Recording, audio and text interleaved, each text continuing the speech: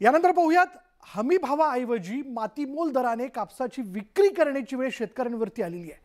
सरकारने जाहीर केलेला हमी भाव व्यापारी देत नसल्यामुळे शेतकऱ्यांचं प्रचंड नुकसान होतंय आणि त्यातच सीसीआय कडून कापसाच्या खरेदीला अजूनही मुहूर्त लागलेला नाही आणि त्यामुळे शेतकरी संघटनांनी राज्यभर आंदोलनाचा इशारा दिलाय।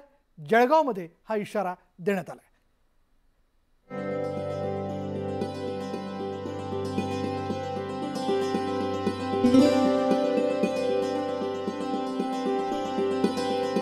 दिवाळीचा सण शहरांमध्ये धूमधडाक्यात साजरा झाला।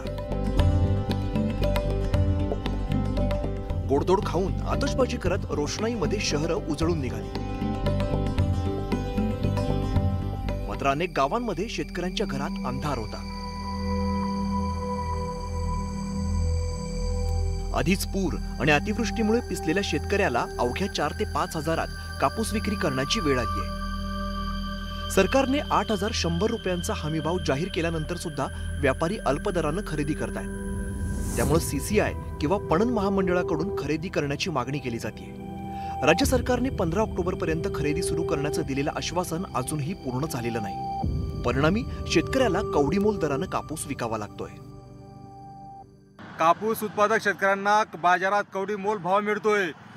जर 31 ऑक्टोबरच्या आत शासनाने कापूस खरेदी केंद्र सुरू केले नाहीत तर शेतकरी संघटना 1 नोव्हेंबर पासून महाराष्ट्रभर तीव्र आंदोलन छेडण्याचा इशारा देत आहे। सीसीआय 15 ऑक्टोबरला चालू करणार होते, पण आजही चालू झाले नाही। आज 22 ऑक्टोबर येऊन गेला तरी सीसीआय चालू नाही। यामुळे सीसीआयमुळे शेतकऱ्यांचे खूप हाल आहेत। आज सीसीआयमध्ये कापूस गेला असता तर आज शेतकऱ्यांना 2 पैसे राहिले असते आणि दिवाळीत आज खूप शेतकऱ्यांचा फायदा झाला असता। पणन महामंडळ आणि सीसीआय कडून कापसाची खरेदी होत नसल्याने विरोधकांनी संताप व्यक्त केला। आमदारांना वाटण्यासाठी 5 कोटी आहेत, मात्र शेतकऱ्यांना देण्यासाठी सरकारकडे पैसे नाहीत अशी टीका विजय वडेट्टीवार यांनी केली। व्यापाऱ्यांनी शेतकऱ्यांना लुटल्यानंतर सीसीआय खरेदी करणार आहे का असा प्रश्न वडेट्टीवारांनी उपस्थित केला। कापूस खरेदी करताना केंद्राने जे निकष लावले त्या निकषाचा आधार घेतला तर शेतकऱ्यांचा कापूस ते खरेदी करू शकत नाही। कापूस आता शेतकऱ्यांच्या घरात पडायला लागला, अद्याप केंद्राकडून मंजुरी नाही, कुठलीही मंजुरी आलेली नाही। 1% मंजुरी आली नाही, 1 सेंटरची सुद्धा मंजुरी आली नाही। आणि तोपर्यंत यांची मंजुरी येईल तोपर्यंत आता संकटात सापडलेला जे काही थोडं बहुत निघताय शेतात तो व्यापाऱ्यांनी कडे देऊन मोकळा होईल।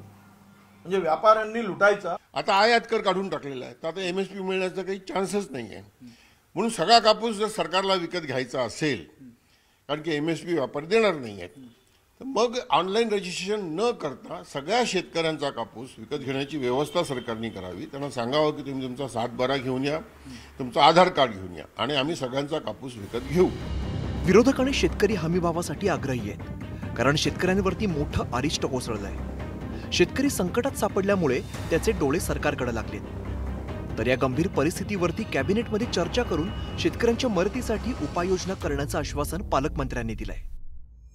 महाराष्ट्र पणन महासंघातर्फे सुद्धा आपले स्वतःचे केंद्र राज्याच्या सरकारने सुरू केले पाहिजे। तर त्याचं सुद्धा सीएम साहेबांनी आणि डीसीएम साहेबांनी सांगितलंय की पहिले सीसीआयचे केंद्र चालू होऊ द्या आणि वाटलंच तर आपण ते पण उघडण्याचा या ठिकाणी आदेश करू। त्यामुळे शेतकऱ्यांना सीसीआयच्या मार्फत पहिला हा जो कापूस आहे, आपलं म्हणणं ते 100% सत्य आहे। दिवाळीनंतर बाजारात तेजी येण्याची शक्यता वर्तवली जाते। नोव्हेंबरपासून चांगल्या प्रतीचा कोरडा कापूस बाजारात येईल आणि खरेदी विक्रीला गती मिळेल असा अंदाज वर्तवला जातोय। मात्र हमीभावाने खरेदी सुरू होत नाही तोवर शेतकऱ्यांचे हाल कायम राहणार आहेत। आधीच अतिवृष्टीमुळे कापसाचं उत्पादन घटलंय, त्यात व्यापारी हमीभाव देत नाही। परिणामी सीसीआय मार्फत कापूस खरेदी केला तरच शेतकऱ्यांना 2 पैसे मिळू शकतील। त्यामुळे सरकारच्या निर्णयाकडे शेतकऱ्यांचं लक्ष लागलंय। विजय वाघमारे, न्यूज 18 लोकमत, जळगाव।